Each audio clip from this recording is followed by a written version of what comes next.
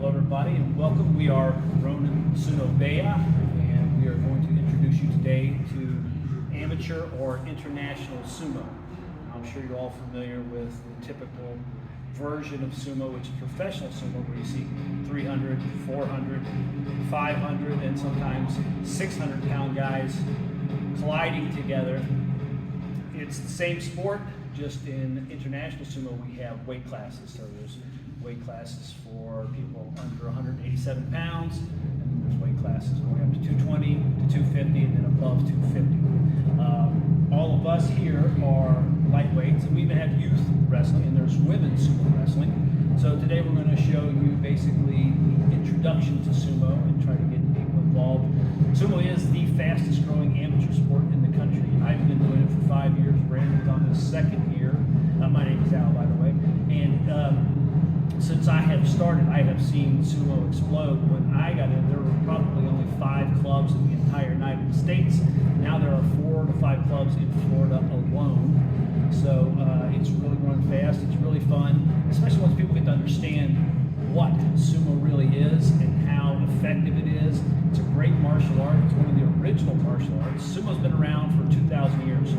They have figurines of sumo wrestlers from 2,000 years ago. They have writings and descriptions and tales of sumo in the 3rd century. And then in the 16th century, or actually the 15th century, sumo came into its normal kind of what it is today, where they have the rules.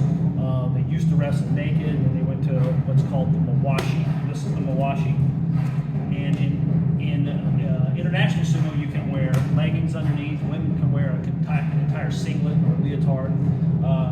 Brandon here is wearing a yukata, which is a traditional robe that you wear while you're not wrestling. And underneath his yukata, he has his mawashi on. But Brandon is going in a traditional style, which means he's just wearing the yukata. Now, many, many years ago, sumo was practiced and participated in completely naked. Completely naked, so. Probably wouldn't have been my sport back then either, but you know, once you get past, you know, that your cheeks are out, or if you're wearing shorts and your cheeks aren't out, you really almost forget about it. You become quite comfortable with it, and then you start getting into the traditional style of sumo, and you actually really start to really feel engaged with the sport. So sumo being so old, it was part of a harvest ritual. So it was a practice and a Shinto religion rite for a good harvest. And then the samurais started getting really involved in it, and they actually started incorporating sumo wrestling into their training regimen. And then it became entertainment for the deities and for royalty to watch sumo matches. And one part of the sumo procedure that we're going to show you is called the chirichozu, and we'll explain that as we go through it. But it's one of the ancient rituals that kind of explains what sumo was really about. And you want to do the chirichozu now? So we'll do the chirichozu. You're there, I'll go here. And that's in there, and Marvin right here. With the chirichozu, step into the ring, we all bow to each other. We get into what's called a soft-heel position. You're balanced on your toes. Now we'll reach down and simulate as if we're grabbing some water, washing your hands. Clap. Wake up the gods. We open up our book. Then we show the gods that we have no weapons in this fight. We've come for a fair fight. That's why they used to be naked. It was to show that they had no weapons on them. But then out of later modesty, they'll start to be worn. They've gotten to this point right now where everybody wears a belt. What do you want to do next, Brandon? Shiko. So one of the biggest exercises to develop your lower body strength and balance is called a Shiko. Brandon, I'm going to actually let you talk about the Shiko, because Brandon does a much better Shiko than I do. Step on in. Shiko, you'll get in your 45-degree foot angle. You're going to shift your weight to one side. Other leg comes up. Stomp down.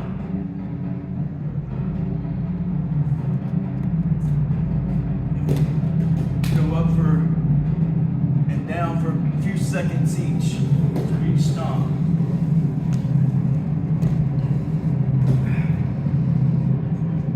And what that's going to do, it works your balance in a match. If your opponent gets you off balance, one leg in the air, you can counter that by stomping back down.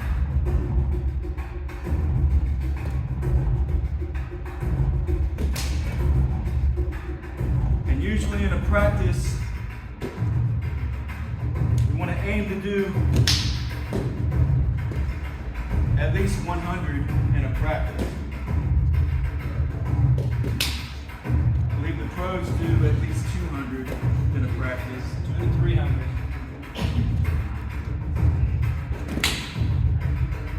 And this is one of the key, most important exercises in sumo.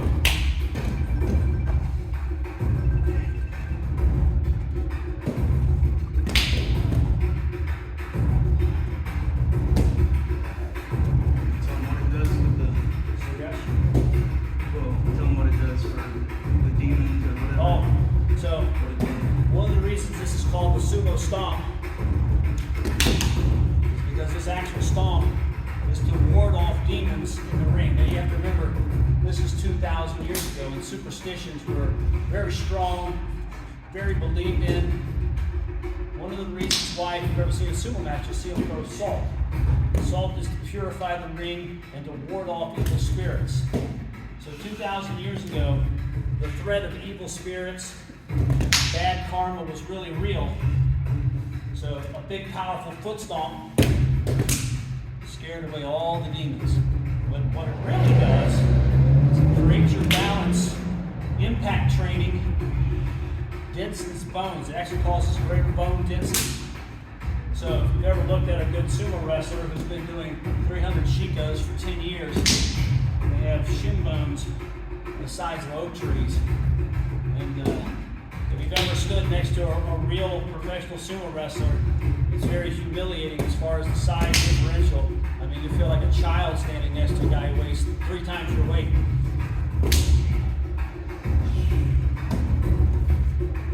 That's one.